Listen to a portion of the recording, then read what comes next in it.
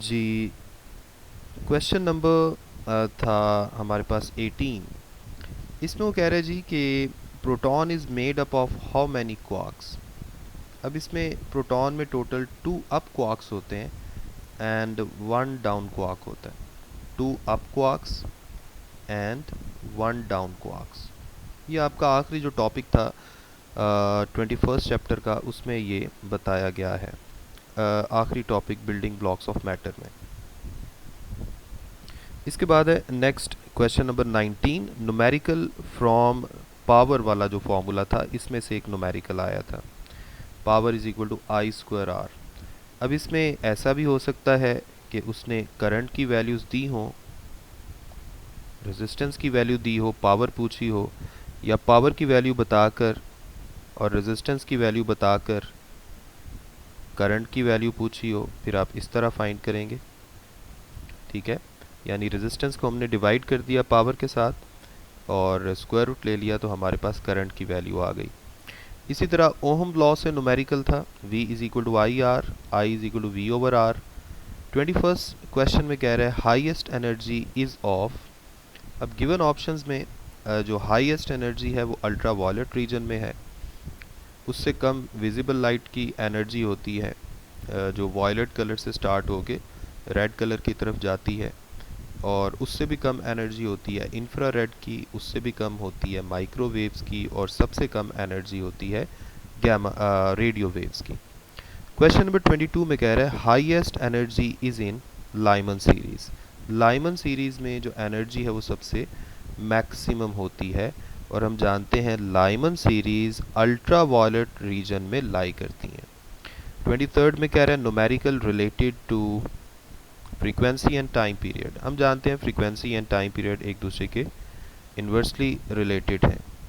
इसके अलावा उस बच्चे ने बताया प्रोजेक्टाइल मोशन से न्यूमेरिकल आया। एक तो न्यूमेरिकल आपने पिछले पोर्शन में किया था, इसी डेट का जो मैंने पार्ट 1 वीडियो रिकॉर्ड की थी, उसमें ये वाला क्वेश्चन अगर आप गौर करें, कहाँ गया कहाँ गया,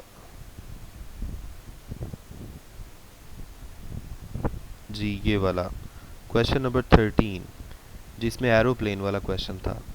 तो ये आप पार्ट 1 वाली जो वीडियो है उसमें देख सकते हैं। लेकिन अभी हम नेक्स्ट मूव करते हैं क्वेश्चन नंबर 25 पे। इसमें कह रहा है formula of electric field near an infinite sheet of charge. ये फॉर्मूला ऑप्शन में पूछा गया था, और ये है गॉसेस लॉ की सेकंड एप्लीकेशन। अगर आपको याद है, फ़र्ज़ कर लें ये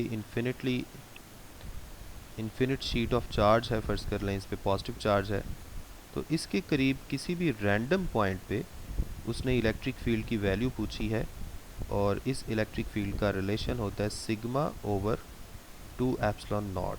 ये गॉसेस लॉ की सेकंड एप्लीकेशन है जो आपने की थी। और अगर हम इसको वेक्टर की फॉर्म में लिखें तो E के ऊपर वेक्टर का साइन आ जाता है, सिग्मा ओवर 2 एप्सिलॉन नॉट। सिर्फ एक यूनिट वेक्टर यहाँ पे लगा देंगे, आर हैट। और आर हैट के बारे में हम जानते हैं, R hat is directed in the direction of electric field. अगर मैं राइट वर्ड देखूंगा तो ये, अगर मैं शीट के राइट साइड की तरफ देखूंगा तो इसकी डायरेक्शन राइट वर्ड होगी, और अगर मैं शीट के लेफ़्ट साइड की तरफ देखूंगा तो इसकी डायरेक्शन लेफ़्ट वर्ड होगी, क्योंकि हम जानते हैं कि इलेक्ट्रिक फील्ड जो है वो पॉजिटिव से अवे होती है। क्वेश्चन नंबर 26 जो है वो कैपेसिटेंस का फॉर्मूला उसने पूछा था, जो आप जानते हैं C is equal to Q over V, ये नीचे लिखा भी हुआ है, और इससे रिलेटेड कोई एक आधा न्यूमेरिकल था। Magnetic force depends upon. अब इसका करेक्ट आंसर है ऑल, क्योंकि मैग्नेटिक फोर्स के बारे में हम जानते हैं, हमने एक फॉर्मूला पढ़ा हुआ है, magnetic force on a current carrying conductor in uniform magnetic field ILB sine theta. अब ये देखें, करंट पे भी डिपेंड कर रही है, लेंथ ऑफ वायर पे भी डिपेंड कर रही है, अप्लाइड मैग्नेटिक फील्ड पे भी कर रही है, angle between length and magnetic field पे भी कर रही है। तो इसका आंसर है ऑल। इसके बाद एक क्वेश्चन था magnetic force on stationary charge. Stationary charge पे लगने वाली मैग्नेटिक फोर्स। हम जानते हैं कि चार्ज्ड पार्टिकल जो है अगर मैग्नेटिक फील्ड में मूव कर रहा हो तो फिर उस पर ये वाली फोर्स लगती है। और अगर मैं इसकी मैग्नीट्यूड लिखूं तो मेरे पास आएगा QVB साइन ऑफ थीटा। अब चूंकि चार्ज स्टेशनरी है तो इसका मतलब है उसकी वेलोसिटी ज़ीरो है, तो उसके ऊपर लगने वाली मैग्नेटिक फोर्स भी ज़ीरो होगी, तो इसलिए इस क्वेश्चन का आंसर होगा ज़ीरो। तो ये थे बच्चों कुछ क्वेश्चन 9th, बल्कि नेक्स्ट भी है ये क्वेश्चन नंबर 30 भी देख लें। If earth completes 360 degree in 24 hours then how many degrees are covered in 2 hours. अब आप गौर से देखें ज़रा, हम लिखते हैं 24 आवर्स में वो कितने डिग्री कंप्लीट कर रही है, 360 डिग्री यानी 1 कंप्लीट रोटेशन। तो अगर मैं 1 आवर के लिए निकालूं तो क्या करेंगे, 360 डिग्री डिवाइडेड बाय 24। इसी तरह उसने जो पूछा है उसने 2 आवर्स का पूछा है, तो अब अगर मैं 1 की जगह 2 लिख दूं तो फिर मल्टीप्लाई करना पड़ेगा, 360 डिवाइडेड बाय 24 मल्टीप्लाइड बाय 2। और आप गौर करें ये वाला 2 इससे 12 पे कैंसिल करेगा और ये इसको 3 पे कैंसिल करेगा और साथ एक 0 आ जाएगा। इसका मतलब है हमारे इस क्वेश्चन का आंसर होगा 30 डिग्रीज। ठीक है, ओके। क्वेश्चन नंबर 31 में कह रहा है बीटा पार्टिकल्स आर इलेक्ट्रॉन्स, और अगर पॉजिटिव बीटा पार्टिकल्स की बात करेगा तो उसका आंसर होगा positron, that is anti particle of electron.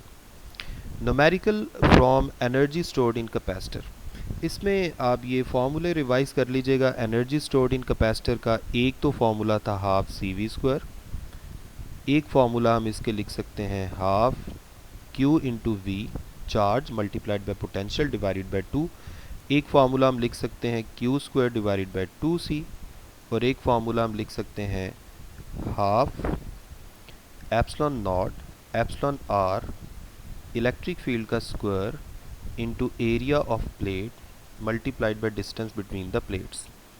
तो ये है हमारा जो पोर्शन 2 है, 9 सितंबर का पोर्शन 2 मैंने आज आपके साथ डिस्कस किया है। पोर्शन 1 इससे पिछली वीडियो में डिस्कस किया जा चुका है। मैं आपको सारा सलूशन एक दफ़ा दिखा देता हूँ, पोर्शन 1 का भी और पोर्शन 2 का भी। ये सारा सलूशन है, ये मैं एंड पे इसलिए दिखाता हूँ ताकि आप अगर चाहते हैं स्क्रीनशॉट लेने के लिए तो आप इजीली ले सकें। ओके जी, अल्लाह हाफिज़।